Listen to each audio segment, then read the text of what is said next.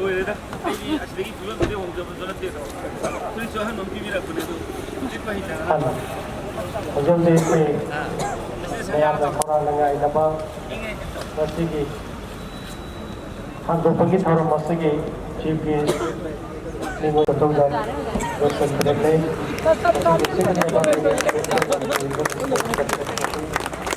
hando khora pagi get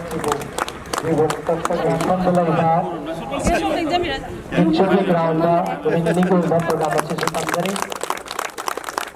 यामना वाजे kasi kahit kumujariba Sri Govindas keno da musang mo ito Govindas Sri di kulit baiti yanida yamna entertaining ba program ki manungna rotate tarpa kaya mo tarpagi program ni matang dai koi trampoline sonda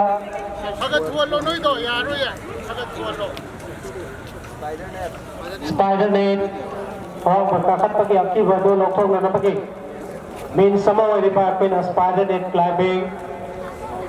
अपसांग देखिए आपकी पकी सर्व लोगों को ना adventurous होगा life में वही ना पकी इसी गम्मा वाली बात spider net ने लोगों ने फ्रीस्टाइल में सुपरना बा सुपरना बा दाना तकले होगा जगह पे से ना कल तक जैसे हाई बस की पान लोग ट्रेनिंग हुई बा मियाम की आपकी वगी सर्व में आवाज़ लोगों को आमदे याम ने जी बेधा तो है कोई ना इसिंगी बॉडी में तो मायने क्रॉस का उन्हें हाईवे की बताऊंगे मतंग खाता भी रखी गई लोगा तुम्हारा पास स्पोर्ट्स कॉम्प्लेक्स असिलेंशन भी रखना कई बार मैं आलम सिया और तुम बकल से वैसे कोई मतम की मियाम दा तुम इधर गले बड़ी फुर्सा फेस्टिवल की मत तैयार रहा एडवेंचर एक्टिविटीज से वैसे सारा जादू हमारे मसीह के महावस्त्र में हुआ है बुला हम लोग बोचनो चिन्नो ने के ममा मी यम के ना बब चचरी राप्ते तसे तो भी कोई के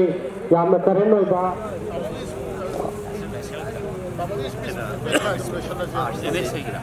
पाठक चरण की ताजा अब्दुल जगे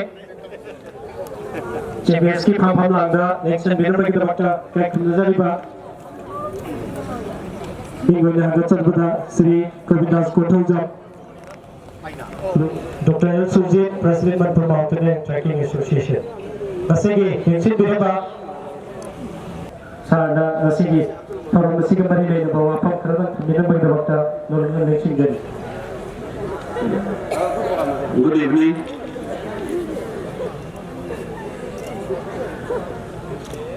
Manipur Mountaineering and Trekking Association,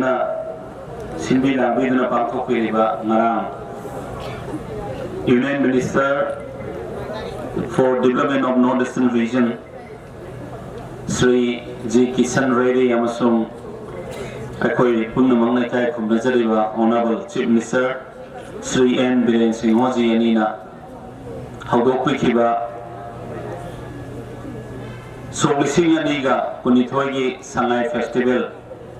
Yithoronga Mari Lanana, Pangthokkhare Mini Adventure Tourism Complex, Kumalam Park Sida, Haudokpagi thouram Sida, President Daista, Lekshin Beriba, Dr. L. Surjit Singh, President MMTA, Kakumnavachari, Thodo Hindona,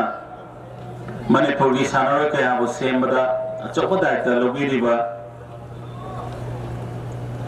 Ikai Community Director, UDF Fashion Sports. Government of Manipur, Mingwana, Panjarav Sri T. Fulan Maitei, Ikai Kumnavachari, Mang Election Biriba, Manipur Mountaineering and Trekking Association Gate, Festival of Oneness. Akoi Amata Oibagi Wakalong, Yadu Mahara Kumaini Hadana, Madu, Honorable Chief Minister G. Mijay Makada, Honorable Chief Minister Nangarang, Sangai Kiba. Moyang Kunogi, Ethnic Partner. Mayak Lara Kudamni, Hadana, a Mayanda Tamzage. So far, we have constructed 32 traditional houses belonging to 32 tribes of Manipur. Manipur Dalaiva tribe Akoi Kunthang and Nithoigi Makoigi Yum Sing Akoi साबा लोइदुना tribe मसा मसा अखोई मैतै गिसु मैतै पांगल गिसु मसा मसा ला कांदा मखोई ritual मखोई लाई खोरम्बा युमसं काबना sigma होना बिगी मतुंगिना का है मसिना तोंगान बा फ्लेवर अमा तोंगान बा इनोट अमा मणिपुर दा यामना पिबी मदुदी करिनो हाय कांदा अखोई अमतनी हायबगी वाखलो कदुमुंदा अखोई कायना बे यारोय चही चा कया कया ना खुजिंग मोइरे हायरगा चिंग लेबा अगी नुसिजरबा इचिलिनाव अमसुंग तमदा लेबा अखोई इचिलिनाव सिंग थादोकनबा यादे अखोई पुल्लबा खक्तदा चाखुटपा अदुगुंबा स्टेट अमा चाखुटपा नेशन अमा ओइगनी हायबा अखोई पुन्ना पुलु चिंबिरिबा भारत के प्रधानमंत्री श्री नरेंद्र मोदी जी की मंत्र महांग पिबीबा मंत्र दुगी मखादा अखोई पांथोक्सबनी हैदना अयां मयांदा थमजगे सरकारना a least effort from the government asi ona pukatpi akana hojikina leadership pamakpadagi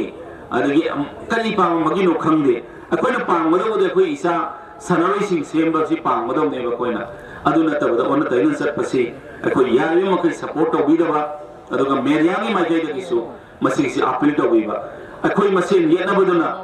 tungda horoi ba koi international की थाक सानब यारबा इंटरनेशनल की मेडल कया लौब यारबा इसा सिंगसिदा अचौबा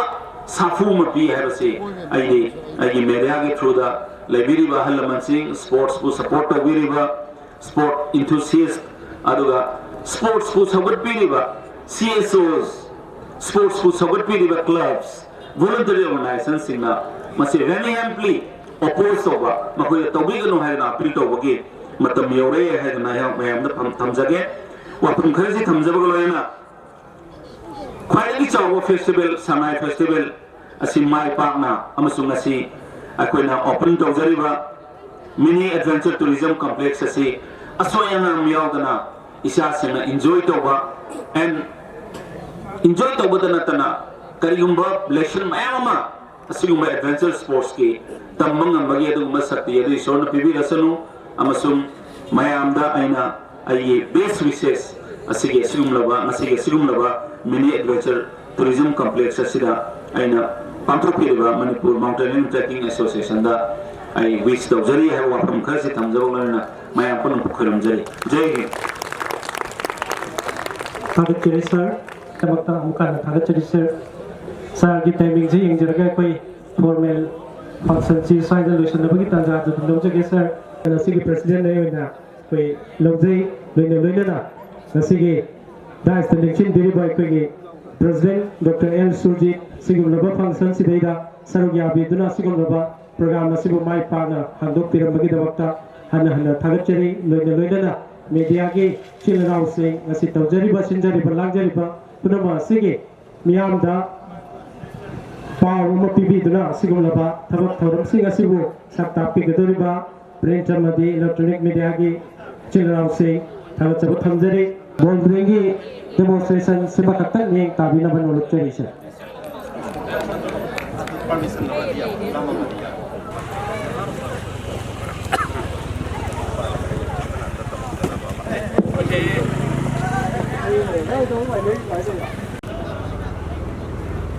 स्पोर्ट क्लाइंबिंग सर लेक्चर में से नॉलेज की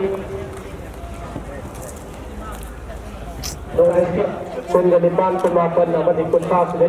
कॉन्फ्रेंस को बिदोरी जो सिगुमलबा कॉम्पिटिशन नॉलेज की तब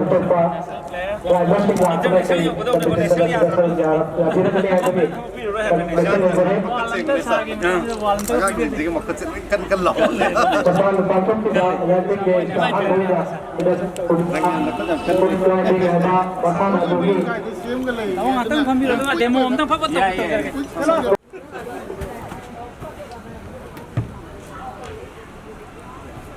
Body si yang dynamic moga aduga ramna endurance strength endurance berkau ba aduga event namanya Oke, dan